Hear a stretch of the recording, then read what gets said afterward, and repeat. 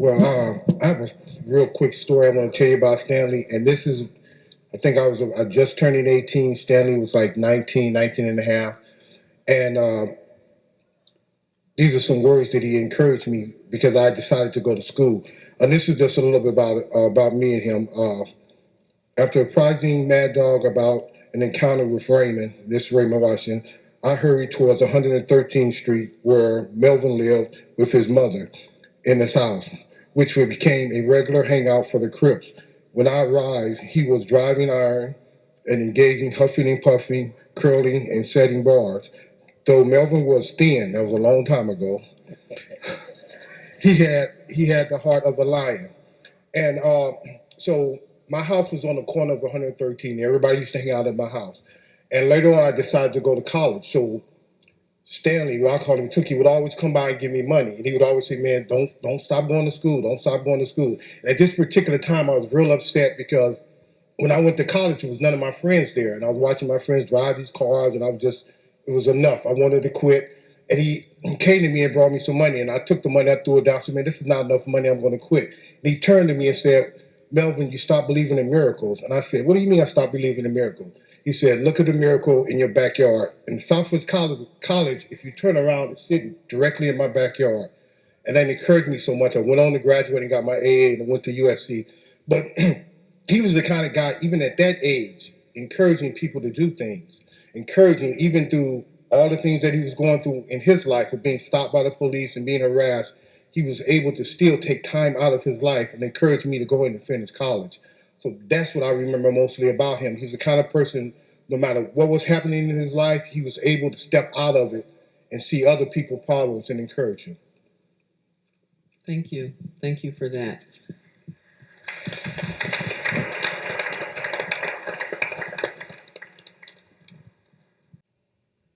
One of the things that I'm trying to do is to get the entire truth out when we talk about gangs and we talk about the Crips and why did we form and what happened, is to give the truth. Yes, the truth is the Crips became a pretty powerful and mean gang.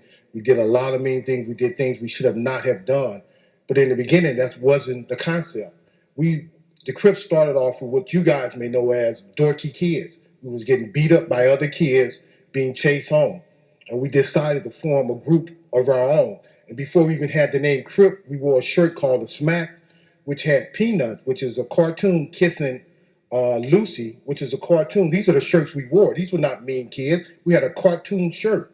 So remember, we're kids too. We're kids leading kids. It did get out of hand, but we had no one to lead us to change. But this was the whole concept, to protect ourselves. I came from the east side of Los Angeles, where they had Boy Scouts and they had Riffcraft Rangers and different organizations like that. And that's where the concept came from. Within ourselves, we even had picnics and we even had parks that we would go to. So the whole original concept was to manage ourselves within ourselves. And once that got blown out, it got so bad with the media and the police department and everything else, it created another monster within. But our original thing was to be at peace. And when we talk about Bloods and Crips, Bloods was Crips. Something happened that separated us from there. But all Bloods was Crips. We all was the same gang in the beginning.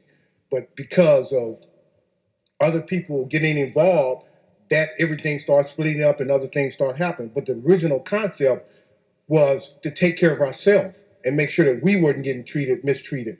But again, you have kids leading kids, so we didn't really know how to really do it. But our original concept was to make sure that we take care of ourselves. We had parties, we had picnics. That's where the girls came in. They would bring food. So we wanted to have this thing going on, but we had no way to be led by adults because they thought if you were a gang and all these kids are together, it's got to be something wrong. It's got to be something wrong. And after a while, we started believing that as kids, and then it came into whatever it being it is today.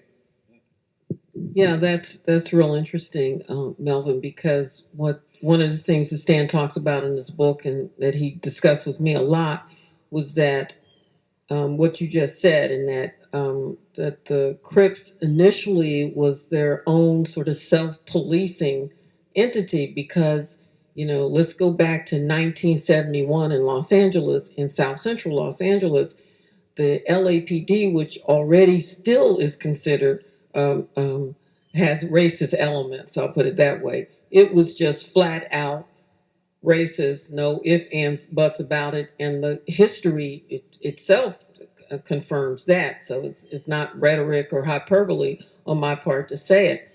And so South Central became an environment where Stan talks about in his book the very first day, he's 6 or 7 years old, and his family has just moved his mother has moved him from New Orleans, Louisiana, to Los Angeles for a better life, so she thought. And the first day at 6 or 7 that he goes out to play, he gets punched in the jaw and knocked down, and there's no police presence to help the community. So, 10 years later, the youngsters say, okay, we'll self police, we'll look out for ourselves. Okay. And admittedly, it became something else, but that is how it started. And, I guess there's going to be a whole lot of examples of irony tonight and talking about the Stanley Tookie Williams story, because, where the police wouldn't help when the help was needed, they were there to condemn and to harass, um, shortly thereafter. But there you go. And you said a couple of things when we talked about Stanley admitting to the crime. Um, I wasn't there, and because of different evidence, I made my own decision what happened. So what I want to do is put it to you. I want to put him back on trial, but you make your own assumption. Did he do it or not? Um, in the story, I want to read a line real quick from the book. So you got to get the book. This book is powerful, guys. This is the truth, and this is what's in here. So make sure you get the book. It talks about Stanley being in Sportsman Park, and at the time he was there. We was at a dance, and again we were being attacked. This was in the early years, and he was hit across the head. And it says that I was dazed and fell to the ground. Melvin and Warlock were standing on the side of me and start hitting the guy who hit me upside the head. Warlock is in the audience. This is Cedric Mosley. That's who Warlock is.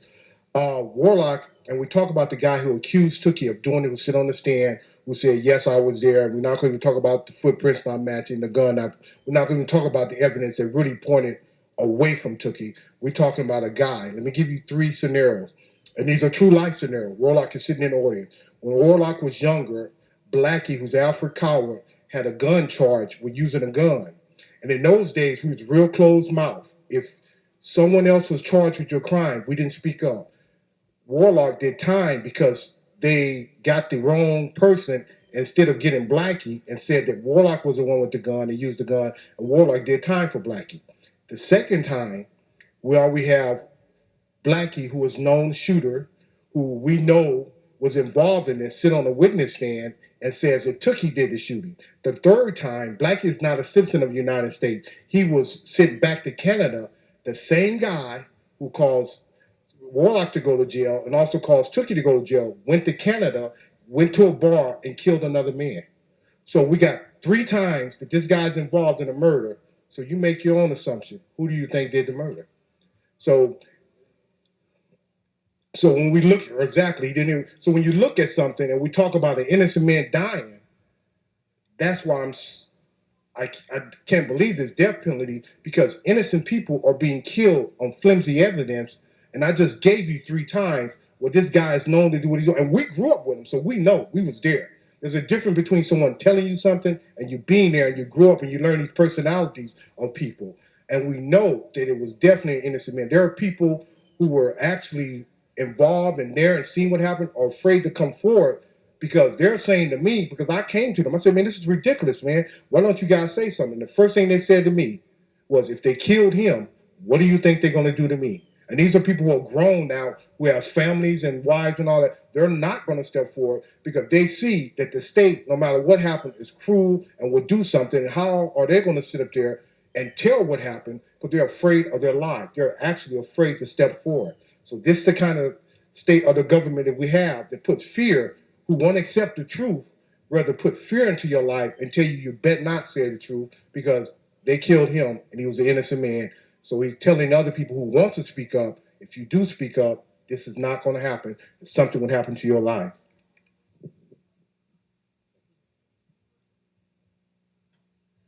Thank you for that. And that's one of the things that I said when I came out of the execution chamber and came and spoke that I was going to continue to work to prove Stan's innocence. So that that effort has not stopped. So you should know that. That's a good question. I think it's important that we educate on why Tookie is still alive. The ceasefire committee is in the spirit of Tookie Williams, bottom line. If it wasn't for Tookie, we wouldn't have been able to organize ourselves around ceasefire. The first meeting, we decided that we have to identify the Crips first because we knew it was Crips killing Crips. So we brought individuals to the table. The first big event that we did, we had 250 Crips in one room. What came out of that was agreements. There was wars taking place between these individuals over 23 years. Agreements came out of that, but what we left them with was the peace protocol. And we asked them to begin to implement whatever part that they can, because that's what Tookie said to do. Take hold of it and implement whatever you can in this peace protocol. So the ceasefire committee is made up of agencies that is building in their neighborhood, CBOs. We're asking each member to identify the leadership, the clergy, the politicians, the stakeholders, because that's what Tookie asked us to do. So when you hear this ceasefire committee, you're going to hear a lot about it in LA, but the ultimate goal is to impact the country because we're dealing with an epidemic. And if we don't begin to get in the trenches, I mean everybody, not just ex-gang members and people that's been in prison and people that's been on dope. I'm talking about regular folk need to really take hold of the epidemic because all of us is responsible because we're so-called living in this country. We really already knew what this governor was going to do. It was not a secret. That's why a lot of us didn't even get upset about the decision because we're dealing with white supremacy. We're dealing with not in the white skin because I love Tom Hayden. This man is on our board. I'm not dealing with the white skin. I'm talking about the mindset of white supremacy. And unfortunately, it done impacted African Americans to the point where we're killing each other. That is the same mindset. So how do we begin to do surgery? Well, the peace protocol, if everybody take a look at it, is an instrument that can be used.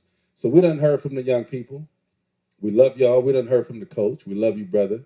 Now we need to hear from everybody else. What is your commitment to solving this epidemic of black on black crime, black on brown crime? Because gang members ain't shooting at white people right now, okay? Gang members are shooting at other gang members and some innocent people, but mostly African American and Latino.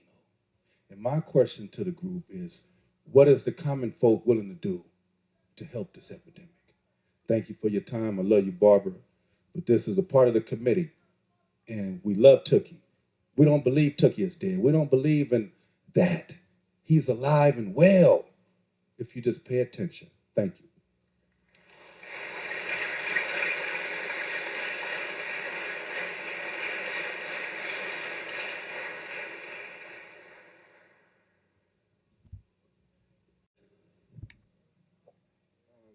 One of the great things about the story about Tookie's life is that there are people who are still here, who are living a life, who not necessarily was in the same age as the young men spoke earlier. They have been involved and have been out there in gangs. So I think that we as individuals have to take it to the school. We have to get involved. We have to talk to young people. We have to get in their face. The thing about NAs and Narcotics Anonymous and so forth, they're governed by people who you can't bull because they've been there. So we have to realize that we need to get in touch with our children, get in touch with those who we think that are forte bag, and get them involved and get them out there and bring the message. Myself, I'm gonna get with Barbara to put out more books so you can have more information, so you can relate it to it. But I think as a community, we have to take back our community and get involved. We cannot wait for the government. We cannot wait for some guy in the sky. We can't wait for all this to happen. We need to get involved. We need to take back our streets. We need to get out there, and we need to bring it to our kids and bring it to the elementary schools and bring it to the junior high schools and be involved. Be at them PTA meetings. Don't let them talk about baking cakes and having washing a car. I want to know about my kids' education. I want to know about the guns. But get involved, because they can't stop you. When you're involved and you show up and get yourself involved, that will make a change in our kids' life. And let's thank the panel. Thank you, Mike Farrell, Melvin Hardy, Tom Hayden. Thank you. During his time in prison, Mr. Williams became an anti-gang activist and was nominated for the Nobel Peace Prize 5 times for his work. For more information, visit Tookie.com.